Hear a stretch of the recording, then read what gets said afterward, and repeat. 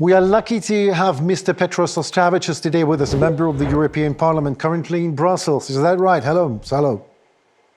Yes, pleasure, man. Yes, I'm in Brussels, the European Parliament in full stream. My question to you, maybe you will ask it to your friends in European Parliament at full stream. Is there even any room for compromise that the West can discuss even in regard with the Ukrainian vision of just peace? Is this the only way for peace? Or is it maybe considered some options?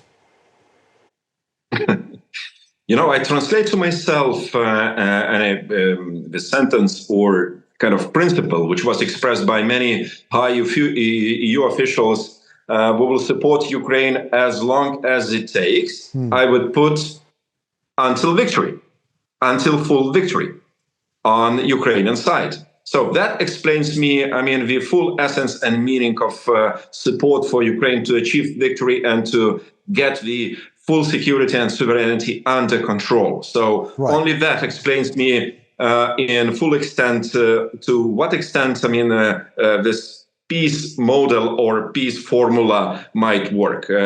Maybe others might think, we have to compromise and go for something else in between. Frankly, I don't see anything in between. Exactly. Looking at the Russian behavior, Russian brutalities and aggressiveness and readiness, to continue that war and mobilizing all national resources. Look, we have to be serious and we have to have this understanding from the very start. Yeah, well, you're just appeasing the monster. You're feeding it. So you will keep on devouring everything. So, but just please educate us and me and my audience. Why is it so dangerous, not only for Ukraine, but also for the Western world, to make any concessions or any agreements with Russia? I know it, but I want my audience to be sure that European Parliament at full stream knows it just as well. If the West, extends this kind of the unclear policy towards Ukraine, and if we seeing this situation, we don't, do things rightly, what might happen? Russia's aggressiveness will remain. It might only increase. Ukraine is only probably a beginning of the Russian aggression against the West, against its neighbors. If we appease Russia, if we don't handle the situation very, very seriously, and we don't, defend Ukraine as our partner, as a part of our political, economic, and security system, believe me, man-eater never stops. Man-eater pretends, to go after second potential victim, or victim. So that's why, we will give each and every argument for those Russian warmongers and nationalists to speak about, prevalence of Russia, Russia's right to decide the future of third countries as they wish. So that's why, it's really, it's an expensive, I would say, formula for Ukraine. But Ukraine is really kind of, test case for not only for itself, but for our common future. Yeah, but I hear people talking like, it's not in the kitchens even, in very high offices. I hate to even think about it, but what territories one might be thinking about if the war between Russian Federation and Ukraine is to be frozen or ends up in a certain compromise? Like, is it possible? Is this scenario possible that the West says Ukraine needs to give up some territories? Do you think? It sounds like, something, unbearable to me. But I hear some voices like this. I do hear, unfortunately, and those voices probably, they are like, traditional Western compromise principle. You have to give those aggressors something, appease them, in order to, keep them at the situation, at least for a while. But, I think the 20th century history as well, from 2014 to 22, we saw the same same repetition of that wrong principle. I mean, aggressors might be at peace for a short while, but they wake up. I mean, they extend their, aggression further on. So that's why it doesn't work. It doesn't work. I mean, for one-day politicians, as I call sometimes, there are this kind of, let's say, cast of politicians. Yes, they prefer, to go this way. But, it might solve one day problem, but, create a yearly or multi-yearly problems for many more in neighborhoods. Well, when it comes to the actual thing, because the voices are voices, but when it comes to an actual opportunity offered to President Zelensky to freeze the war, I would love to see this politician doing that. I would love to see anyone just coming to Volodymyr Zelensky's office and said, Mr. Zelensky, I have the way out for us out of your war. Just give up some territory of Ukraine. The office of Ukraine, the office of the president of Ukraine, has numerously, repeatedly explained it to the world why we can't give a part of our body to a monster to appease him and to wait until it devours the rest of the body. It will never happen. So the voices will be heard now and then, and they can walk back and forth and talk it to each other. But I am absolutely sure that it is impossible to deliver the message even to President Zelensky, let alone making him to give up the territories of Ukraine, because Mr. Zelensky is the president of Ukraine, and Ukraine will never allow it. The nation will never allow that. And I do believe that this principle is not just a, kind of the principle written on paper. Right. It must be an effectively implemented principle. And by this, President of Ukraine, Zelensky, he defends not Ukraine only. He defends the international law and the best principles of humanity. Otherwise, we go, into the world where stronger prevail, which is a collapse of everything we have created in 20th century. Well, but people are people. They are living in different circumstances. Then maybe, do you believe the West is just tired of the war in general and Ukrainian agenda in particular? And the request is to end this as quickly as possible, at any cost, even that not acceptable for Ukraine. So what? Do you think some people would be ready to propose that, not to Zelensky, but to European nations? Look, the Western politics are made not only by responsible politicians. There are many populists. There are extreme right-wing supporters and politicians, and extreme left, like communists and the rest. And those would definitely go for that principle. They would compromise at the expense of Ukraine easily. With no blink of eye. It's like given. To me, it's like a principle which, unfortunately, I see here in the European Parliament repeated by those representatives again and again. It's not just a theoretical principle. We have to be very serious. And we have to, to be, again, responsible in order to keep this mainstream policy group together in order to prevail and in order to have enough votes to decide as a majority, as a solid majority upon our, I would say, comprehensive policy package. Thank you very much for your answer and for your attitude, just by the way. Well, indeed, partners and allies are helping Ukraine with all of it, you name it. There's significant amounts of funding and military and other aid by Western partners. But it's Ukrainians who pay the highest imaginable price.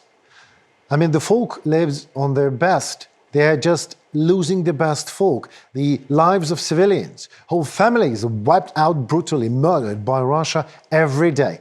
Like it happened, for example, in Grozar village. Horrific. Still, sometimes not too openly, here and there, every now and then, some complain that Ukraine has been fighting for its survival and sovereignty, I literally quote you, some politicians, for way too long. So do you believe that there is a sort of a I don't know, thin red line after crossing which the United States of America and European Union can just start forcing Kyiv to concede in any way? I don't want to go into that way of thinking. I think it would be too much. Look, we just witnessed Hamas terror kind of offense against Israel. Hundreds, thousands of people were killed. But in the discussion within our political group, Renew Europe, I mentioned now we are speaking about terrorism, Hamas terrorism attacks against Israel. But let's not forget Bucha, Irpin, Izum, and we can go. I mean, there are, different kinds of crimes of this nature, organizations based, but there are state sponsored. And to me, it doesn't matter. I mean, it's terrorism. It's terrorism against civilians. It's terrorism against the sovereignty of others. So that's why I would be very, very critical. I don't know how about the extending the hand to shake to those politicians who offer such risky, ungrounded plans as sometimes we hear. I mean, let's make a peace at any condition. The sooner the better. Probably they don't read books of history. Probably they don't analyze, psychosocial phenomena of those who are behind those crimes. So you can't contain them. You have to fight them, and you have to defeat them. Only then you will be safe and well. I have nothing to add to it. Just my next question, maybe. So Ukraine says it will fight as long as it might be necessary, of course. The West says it will support Ukraine as long as it might be necessary. Every new day means new death, both in the front line and amongst civilians in Ukraine. What needs to be done, literally, so that the Ukrainian peace formula becomes the reality ASAP, as soon as possible, and the war really ends with a just peace and not the appeasement of the aggressor, no matter what the voices are saying? Maybe more weaponry. I see, two-track way, towards this. Indeed, we have to increase and enhance Ukraine's capacity to withstand, mainly speaking about financial resources as well as weapons as much as we can. You know what we have to do now? We have to really switch to the war economy in Europe. So we have to start mass production, joint production with Ukrainians, with anybody who wants to support Ukraine in this way. Weaponry, ammunition. It shouldn't be, big plans, but small, medium-sized companies, as many as possible. This war, it's artillery, it's drones, everything. But Ukrainians need a lot of ammunition. On the second hand, so we have still to do a lot to, isolate Russia's economy. As long as Russia is able to finance its war, and still it is, looks like, and we are part of this process. Sorry, we trade with Russia. We buy oil, we buy some products, we export to Russia, and some export goods are used again against Ukraine, against other neighbors. So if we are not on this two-track way or path, we will not see anything changing for better. We will simply extend a war 1 year, 2 years, 3 years more. Still, Russia is not going to change its policy unless it's isolated and pushed down by all our, kind of integrated policy line. No matter how I want it, I don't believe that Russia can be actually isolated, not because the world cannot do it. If the United States and Germany and Europe would really want it, the war would be over yesterday. But I think that this is very profitable for everyone else to keep things like they're going. The war is the mother of the sin, and it is a very profitable sin. So, but let me slide to my next question in that regard. What kind of a solid document must it be? The Bible of all documents that would state the end of the war and it's non-repetition again. What kind of a document could it be?